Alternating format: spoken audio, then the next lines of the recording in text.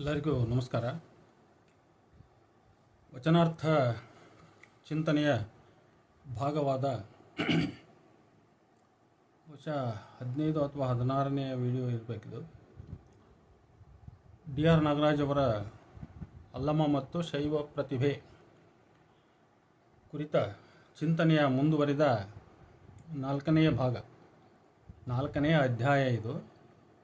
ಆದರೆ ನಿನ್ನೆ 3ನೇ ಅಧ್ಯಾಯ ಕೊನೆಯಾಗುವ ಕ್ಷಣದಲ್ಲಿ ಯಾರದೋ ಒಂದು ಫೋನ್ ಕಾಲ್ ಬಂದ ಕಾರಣ ಅದು ಸ್ವಲ್ಪ ಕೊನೆಯ ವಿಷಯ ಕೈಬಿಟ್ಟು ಹೋಯಿತು.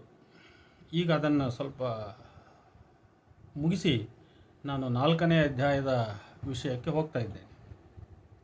ಕೊನೆಯ ಅಂಶ ಪ್ರಭುವಿನಲ್ಲಿ ಆತ್ಮ ನಿರಾಕರಣೆಯ ಧಾರೆ ಇದೆ ಅಂತ ಹೇಳ್ಬಿಟ್ಟು ನಾಗರಾಜ್ ಅವರು 1289ನೇ ವಚನವನ್ನು ಉದಾಹರಿಸಿದ್ದಾರೆ. ಅದು ಅವ್ರ ಕೃತಿಯಲ್ಲಿ 1179 ಅಂತ, ಅದು ತಪ್ಪಾಗಿದೆ. ಅದು ಈ ವಚನದ ವಿಶ್ಲೇಷಣೆ: ನಿಮ್ಮ ತೇಜವ ನೋಡಲೆಂದು ಹೆರಸಾರಿ ನೋಡುತ್ತಿರಲು ಶತಕೋಟಿ ಸೂರ್ಯರು ಮೂಡಿದಂತೆ ಇರ್ದುದಯ್ಯ.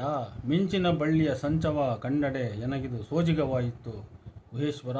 ನೀನು ಜ್ಯೋತಿರ್ಲಿಂಗವಾದಡೆ ಉಪಮಿಸಿ ನೋಡಬಲ್ಲವರಿಲ್ಲಯ್ಯ ಅಂಥೇಳಿ ಆ ವಚನ ಇದೆ. ನಾನು ಅದರ ವಿವರಕ್ಕೆ ಹೋಗಲ್ಲ.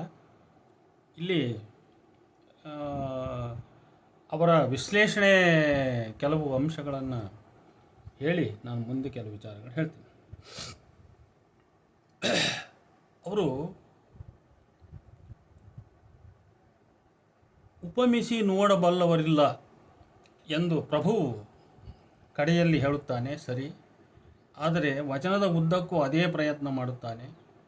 ಬೆಳಗು ಎನ್ನದೇ ತೇಜ ಎನ್ನುತ್ತಾನೆ.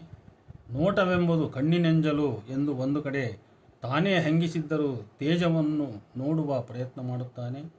ಗುಹೇಶ್ವರನ ತೇಜಸ್ಸು ಶತಕೋಟಿ ಸೂರ್ಯರು ಮೂಡಿದಂತಿದೆ ಎಂದು ಹೀಗೆ ಬರೆಯುತ್ತಾರೆ. ಅವರ ಸ್ವಲ್ಪ ವಿವರ ಕೈಬಿಟ್ಟಿದ್ದೇನೆ. ಅವರ ವಿವರಣೆ ಸಮಂಜಸ ಅಂತ ನನಗನ್ನಿಸ್ತಾ ಇಲ್ಲ. ಅದಕ್ಕೆ ನಾನು ಪ್ರತಿಕ್ರಿಯೆ: ನಾಗರಾಜರು ಪ್ರಭುವಿನ ಉಪಮಿಸಿ ನೋಡಬಲ್ಲವರಿಲ್ಲಯ್ಯ ಎಂಬ ಮಾತನ್ನು ಪ್ರಭು ತನಗೆ ತಾನೇ ಅನ್ವಯಿಸಿ ಹೇಳಿಕೊಂಡ ಮಾತೆಂಬಂತೆ ಭಾವಿಸಿರುವುದು ದೋಷಯುಕ್ತ ಗ್ರಹಿಕೆ. ಪ್ರಭುವಿನ ಆಲೋಚನೆ ಹಾಗಿಲ್ಲ. ತಾನು ಉಪಮಿಸಿ ತಿಳಿಯಬಲ್ಲವನೇ ಶಿವನ ಬೆಳಕನ್ನು, ತೇಜವನ್ನು, ಮತ್ತೇನೋ ರೂಪವನ್ನು.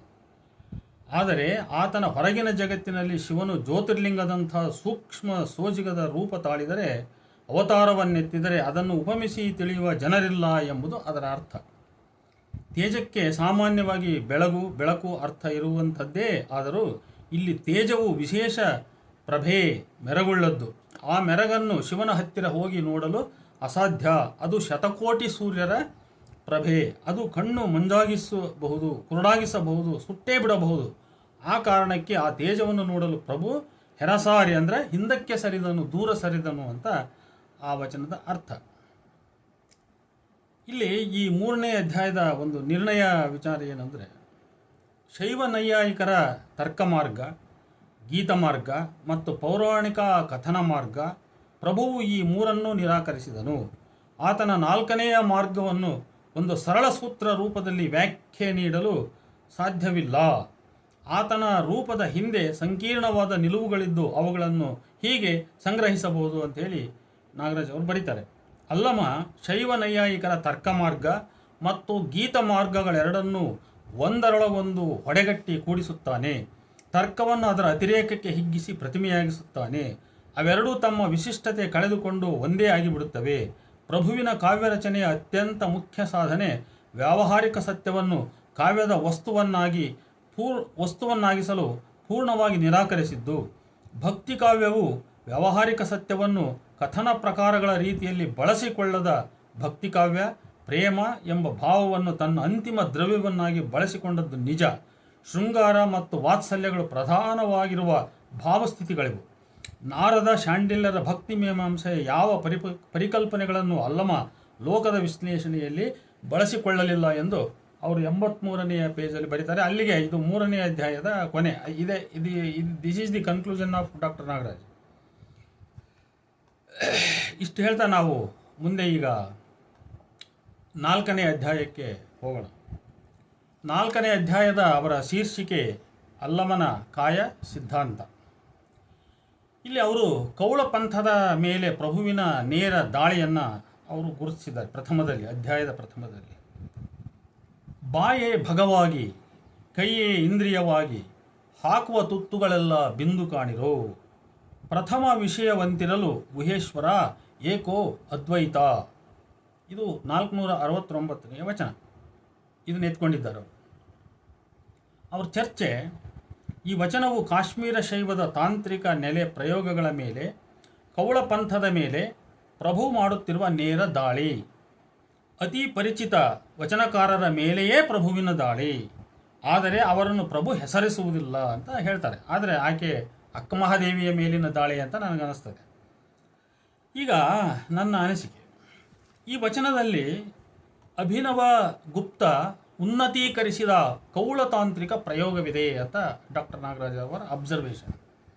ಇದರಲ್ಲಿ ಸಂಭೋಗ ಕಲ್ಪನೆ ಅಂದರೆ ಬಾಯಿ ಅಂದರೆ ಭಗ ಯೋನಿ, ಕೈ ಅಂದರೆ ಇಂದ್ರಿಯ ಶಿಷ್ಣ, ಕೈಯು ಬಾಯಿಗೆ ಹಾಕುವ ತುತ್ತುಗಳೇ ಬಿಂದು ರೇತಸ್ಸು ಅಥವಾ ವೀರ್ಯ. ಇದು ನನ್ನ ವಿವರಣೆ. ಇದು ಆಧ್ಯಾತ್ಮಿಕ ಸಂಭೋಗ ಕಲ್ಪನೆ ಇದೆ. ಇದು ನಾಗರಾಜ್ ಅವರ ಮಾತು. ಸಂಭೋಗದ ಅಂತಿಮ ಸ್ಥಿತಿ ಎಂದರೆ ಪರಮಶಿವಾನುಭವ.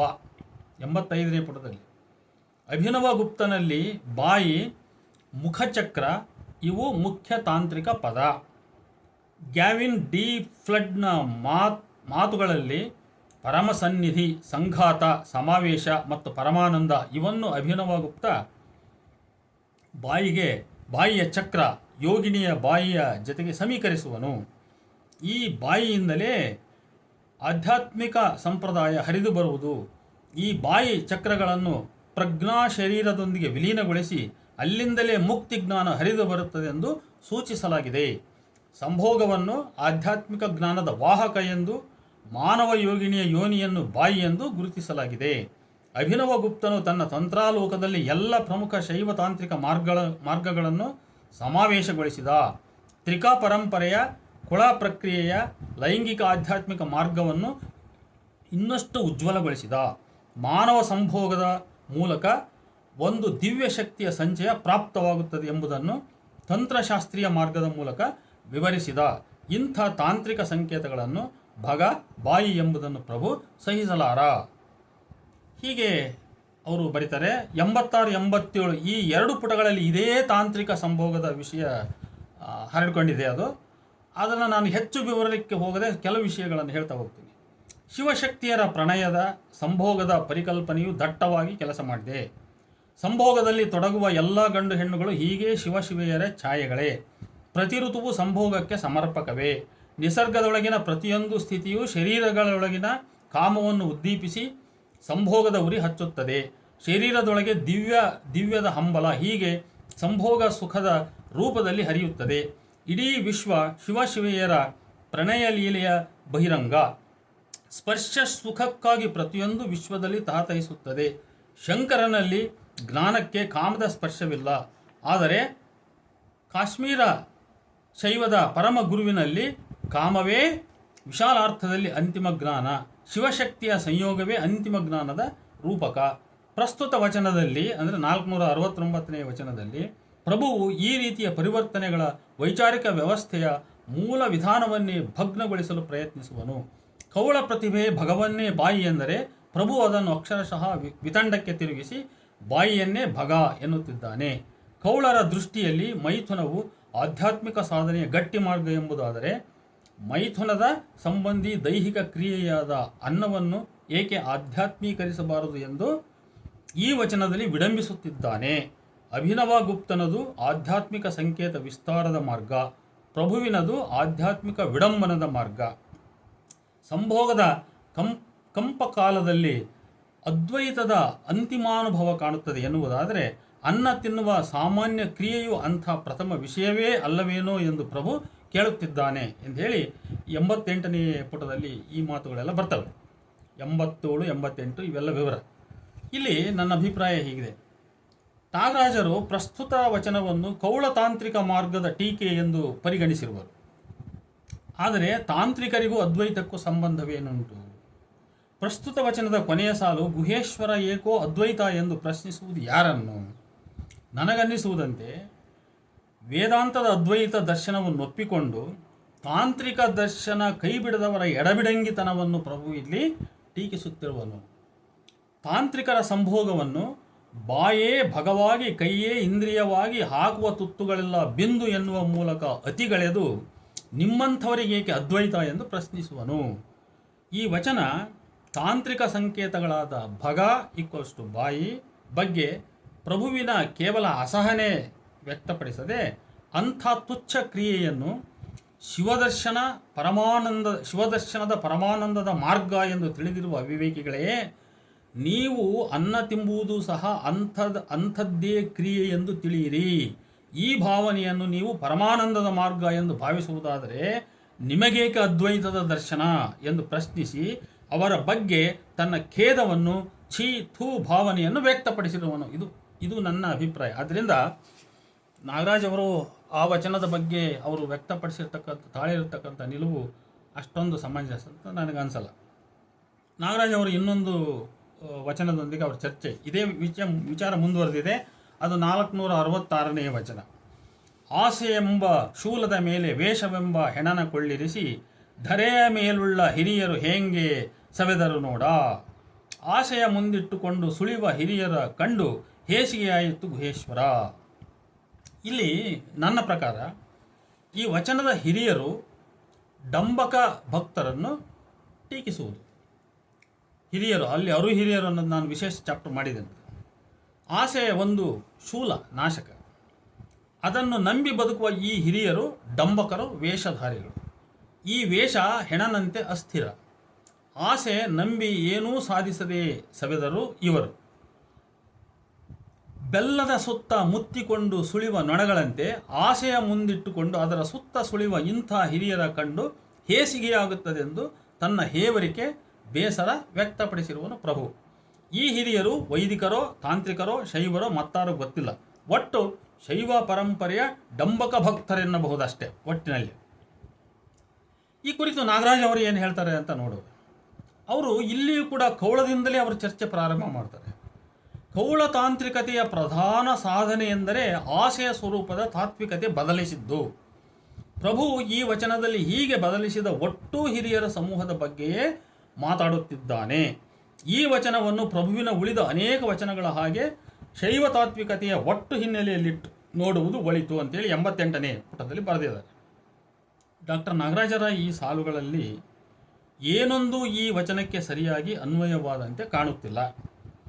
ಆಶೆಯ ಸ್ವರೂಪದ ತಾತ್ವಿಕತೆಯ ಯಾವ ಬದಲಾವಣೆಯ ಬಗ್ಗೆ ಈ ವಚನ ಹೇಳುತ್ತಿದೆ? ಇದು ನನ್ನ ಪ್ರಶ್ನೆ.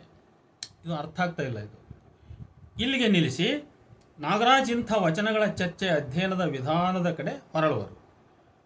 ಅವರು ಅಲ್ಲಿಗೆ ಬಿಟ್ಟು ಬಿಡ್ತಾರೆ, ಮತ್ತು ಬೇರೆ ಕಡೆ ಟರ್ನ್ ಆಗ್ತಾರೆ. ಇಂಥ ವಚನಗಳನ್ನು ಚಾರಿತ್ರಿಕ ವಿಧಾನಗಳಿಂದ ಚರ್ಚಿಸುವುದಾದರೆ ಈ ಶೈವ ತಾಂತ್ರಿಕ ಮಾರ್ಗಗಳು ಶಿಥಿಲವಾಗಿದ್ದವು. ಅರ್ಥಪೂರ್ಣ ತಾಂತ್ರಿಕ ವಿಧಿ ಮತ್ತು ನಿರ್ಲಜ್ಜ ಶರೀರದ ಸಮರ್ಥನೆಗಳ ನಡುವೆ ವ್ಯತ್ಯಾಸ ಅಳಿಸಿ ಹೋಗಿ ಒಟ್ಟು ಶೈವ ತಾಂತ್ರಿಕ ಮಾರ್ಗವೇ ಅವನತಿಗೆ ಒಳಗಾಗಿತ್ತು ಎಂದು ವಾದಿಸುವುದು ಚಾರಿತ್ರಿಕ ವಿಧಾನದ ಲಕ್ಷಣ. ಈ ರೀತಿಯ ತಾಂತ್ರಿಕ ಪಂಥದ ಅವನತಿಯ ವಿರುದ್ಧವೇ ವೀರಶೈವ ಬಂಡಾಯವಾಗಿ ಹುಟ್ಟಿದ್ದು ಎಂಬ ವಿವರಣೆಯು ಇಲ್ಲಿದೆ ಅಂತ ಅವ್ರು ಹೇಳ್ತಾರೆ. ಇಲ್ಲಿ ನನ್ನ ಅಭಿಮತ, ಶೈವ ತಾಂತ್ರಿಕ ಮಾರ್ಗದ ಶಿಥಿಲತೆಯ ಪ್ರಶ್ನೆ ಇಲ್ಲಿ ಬದಿಗಿಟ್ಟುಬಿಡೋಣ. ಇಂಥ ಶೈವ ತಾಂತ್ರಿಕ ಪಂಥಗಳ ಅವನತಿಯ ವಿರುದ್ಧ ಬಂಡಾಯವಾಗಿ ವೀರಶೈವ ಹುಟ್ಟಿತು ಎಂಬ ನಾಗರಾಜ್ ಅವರ ನಿರ್ಣಯವನ್ನು ನಾವು ಎಷ್ಟು ಮಾತ್ರವೂ ಒಪ್ಪಲಿಕ್ಕೆ ಸಾಧ್ಯವಿಲ್ಲ. ವಚನ ಸಾಹಿತ್ಯದ ಶರಣರ ನಿಲುವು ಸನಾತನ ಶೈವ ಮತ್ತು ತಾಂತ್ರಿಕ ಶೈವ ಹಾಗೂ ವೈದಿಕ ವೈಷ್ಣವ, ಜೈನ, ಬೌದ್ಧ, ಲೋಕಾಯತ ಈ ಮುಂತಾದ ಎಲ್ಲ ಪಂಥಗಳ ಮುಖಾಮುಖಿಯಲ್ಲಿ ಒಡಮೂಡಿದ್ದು. ಅದು ಯಾವುದೋ ಒಂದು ನಿರ್ದಿಷ್ಟ ಇದನ್ನು ಟಾರ್ಗೆಟ್ ಮಾಡಿದ್ದಲ್ಲ. ತಾಂತ್ರಿಕ, ಅದರಲ್ಲೂ ತಾಂತ್ರಿಕ ಪಂಥಗಳನ್ನೇ ಅವರು ಮುಖ್ಯವಾಗಿ ಟಾರ್ಗೆಟ್ ಮಾಡಿದ್ರಂಥ ವಚನಗಳಲ್ಲಿ ಆ ಥರದ ಸುಳುಹುಗಳು ಸಿಗಲ್ಲ. ಅದರ ಮುಖ್ಯ ಬಂಡಾಯ ಸ್ಥಾವರದ ವಿರುದ್ಧ, ಕುಲಜಾತಿಗಳ ವಿರುದ್ಧ, ವೈದಿಕ ಪರಂಪರೆಯ ವಿರುದ್ಧ. ಹೀಗಿರುವಾಗ ಶೈವ ಮಾರ್ಗದ ಶಿಥಿಲತೆಯ ವಿರುದ್ಧ ಶರಣರೇಕೆ ಬಂಡಾಯವಿದ್ದಾರು? ತಾವು ಕೊಲ್ಲ ಬಯಸಿದ ವೈರಿ ತಾನೇ ನಾಶವಾಗುವುದನ್ನು ಯಾರಾದರೂ ಯೋಚಿಸುವುದುಂಟೆ? ಹೀಗೆ ಅಂದರೆ ಅವರು ಸನಾತನ ಶೈವರನ್ನು ಟೀಕೆ ಮಾಡ್ತಾರೆ, ವೈದಿಕರನ್ನು ಟೀಕೆ ಮಾಡ್ತಾರೆ, ತಾಂತ್ರಿಕರನ್ನು, ಲೋಕಾಯತರನ್ನು, ಈ ರೀತಿ ತಮ್ಮದಲ್ಲದ ಸಂಸ್ಕೃತಿಗಳನ್ನು ಅವರು ಭವಿ ಚೌಕಟ್ಟಿನಲ್ಲಿಟ್ಟು ನೋಡ್ತಾರೆ. ಅದೆಲ್ಲ ಇದೆ. ಇನ್ನು ಇನ್ನೊಂದು ಪಾಯಿಂಟ್ ಅವ್ರದ್ದು ಇಲ್ಲಿ ಈ ಅಧ್ಯಾಯದಲ್ಲಿ 4ನೇ ಅಧ್ಯಾಯದಲ್ಲಿ ಪ್ರಸ್ತಾಪ ಮಾಡತಕ್ಕಂಥದ್ದು ಹಿರಿಯರು, ಅವರು ಹಿರಿಯರ ಕುರಿತು ಬರೀತಾರೆ ಅವರು. ನೋಡಿ ಇಲ್ಲಿ ಕೂಡ ಅವರು ಉತ್ತರಾಪಥದ ಶೈವ ತಾಂತ್ರಿಕ ಪಂಥದ ಹಿರಿಯರೊಡನೆ ನಡೆಸುವ ಬಹುಮುಖಿ ಸಂವಾದದಲ್ಲಿ ಉತ್ಕಟ ಮುಖಾಮುಖಿಯ ನೆಲೆಯಲ್ಲಿ ಪ್ರಭುವಿನ ತಾತ್ವಿಕ ವಿಶಿಷ್ಟತೆ ರೂಪುಗೊಂಡಿತು ಅಂತೇಳಿ ಒಟ್ಟು ಚಿಂತೆ ಉತ್ತರದ ಕಡೆಗೆ ಯಾರು ಡಾಕ್ಟರ್ ನಾಗರಾಜ್ ಅವರ ಚಿಂತೆ ಹೀಗೆ ಬರೀತಾರೆ ಅವರು. ಅವರ ಕೊನೆಯ ನಿರ್ಣಯ, ವೀರಶೈವದ ಉಗಮವು ಚಾರಿತ್ರಿಕ ವಿಧಾನ ಕಾಣುವ ಬರೀ ವಿಷಾದದ ಮತ್ತು ವ್ಯಗ್ರತೆಗಳಿಂದ ಆದದ್ದಲ್ಲ, ಅದು ತತ್ವ ಜ್ಯೋತಿಷಿ ಮಾರ್ಗದ ಪಾರಚಾರಿತ್ರಿಕ ತಿಳಿವಿನಿಂದ ಆದದ್ದು. ಪ್ರಭುವಾಗಲಿ ಬಸವಣ್ಣನಾಗಲಿ ಹಳೆಯ ಮಾರ್ಗ ತುಳಿದವರಲ್ಲ, ಹೊಸ ಮಾರ್ಗ ಕಟ್ಟಿದವರು ಅನ್ನುವಂಥ ಒಂದು ನಿರ್ಣಯಕ್ಕೆ ಈ ಅಧ್ಯಾಯದ ಇದರಲ್ಲಿ ಅವರು ಈ ವಿಷಯದ ಕೊನೆಯಲ್ಲಿ ಚರ್ಚೆಗೆ ಬರ್ತಾರೆ. ಚಾರಿತ್ರಿಕ ವಿಧಾನಗಳಿಗೆ ಧಾರ್ಮಿಕ ಚಳವಳಿ ಪರಂಪರೆಗಳ ಮೂಲ ತಾತ್ವಿಕ ಆಕೃತಿಗಳ ವಿಕಾಸ ಸಂಕೋಚ ವಿಧಾನಗಳನ್ನು ಅವುಗಳ ಭ್ರೂಣಸ್ಥ ಸ್ಥಿತಿಯನ್ನು ಗ್ರಹಿಸುವ ಶಕ್ತಿ ಇಲ್ಲ. ಪ್ರಭುವಿನದು ತತ್ವ ಜ್ಯೋತಿಷಿ ಮಾರ್ಗ ತಾತ್ವಿಕ ಆಕೃತಿಯನ್ನು ಪ್ರಭುವಿನದು ತತ್ವ ಜ್ಯೋತಿಷಿ ಮಾರ್ಗ ತಾತ್ವಿಕ ಆಕೃತಿಯನ್ನು ಕೈಗೆತ್ತಿಕೊಂಡರೆ ಅದರ ಜಾಯಮಾನದಿಂದಲೇ ಅದರ ಭವಿಷ್ಯ ಹೇಳಬಲ್ಲ. ಅವನ ಕೈಯಲ್ಲಿ ತಾತ್ವಿಕ ರೂಪಗಳು ತಮ್ಮ ಭವಿಷ್ಯವನ್ನು ತಾವೇ ನುಡಿಯಬಲ್ಲವು. 466ನೇ ವಚನದ ಬಗ್ಗೆ ಇಲ್ಲೊಂದು ಲೇಖಕರ ಮಾತು ಬರ್ತದೆ. ಆ ವಚನದ ಹಿರಿಯರು ಪ್ರಭುವಿಗೆ ತನ್ನ ಕುಲದ ಹಿರಿಯರು. ಈ ಮೊದಲು ಡಾಕ್ಟರ್ ನಾಗರಾಜ್ ಅವರು ಒಟ್ಟು ಹಿರಿಯರ ಸಮೂಹ ಅಂತ ಅವರು ಹೇಳಿದ್ರು. ಅವರು ಇಲ್ಲೇನು ಹೇಳ್ತಾರೆ, ಅವರು ತನ್ನ ಕುಲದ ಹಿರಿಯರು ಅಂತ ಹೇಳ್ತಾರೆ. ಈ ಹಿರಿಯರ ಜೀವನ ವಿಧಾನದ ಪ್ರಯಾಣದ ಮೂಲ ದಿಕ್ಕಿನಲ್ಲೇ ದೋಷವಿದೆ ಎಂದು ಟೀಕಿಸುತ್ತಾನೆ ಪ್ರಭು. ಆಸೆಯೇ ಅವರ ಜೀವನ ಪಥದ ವಿಲನ್ ಎಂತಲಾದರೂ ಲೇಖಕರು ಹೇಳಲಾರರು. ವಚನಕಾರರಿಗೆ ಸಂಬಂಧ